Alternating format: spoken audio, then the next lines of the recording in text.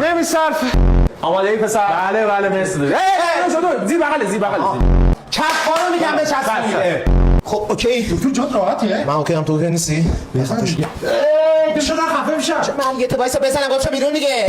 سلام دکتر. حالا قربونت برم جان داخل خدمات داریم بفرمایید. نه دکتر من که برای یه چیز دیگه اومدم. دکتر دوست پسرم داره از تشنگی میمیره. تشنگی چرا؟ نمیدونم انگار شما بهش گفتید آب نخوره. آب نخواد؟ بابا آب میتونه بخوره اون ناحیه آب نخوره.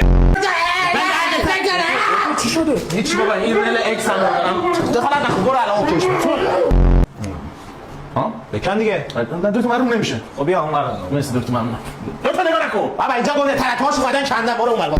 آقا مهدی آقا ننت به طلب یاد نداره نه؟ دکتر. دکتر جان. شما این همه تو این کاری نصیحت به ما نمیخوای بکنی؟ هیچ وقت یه کتاب از جلدش قضاوت نکن. میگم درد نداره. دکتر مخلصم. از این کار چت خب اینم خاطرش تمام دست دیگه در کجا نکنه دکتر. نه همین رو می‌خواستم دست نکنی. ها؟ نه اونو نمیخوام. خیلی بکاره. نه دست در نکن دکتر. خب بذار زیر بغلو بزنم. بابا نمیخوام. بابا بزنم. شما اونجا چیکار می‌کنید؟ بفرمایید داخل. نه مرسی من اومدم واسه کار زیبایی. زمینم زیبایی کار ما هم دیگه. آخه اومدم لبامو ژل قربونت بزنم. برم من باید سیبیلات لیزر کنم لب خودشون نشون بده. بفرمایید داخل.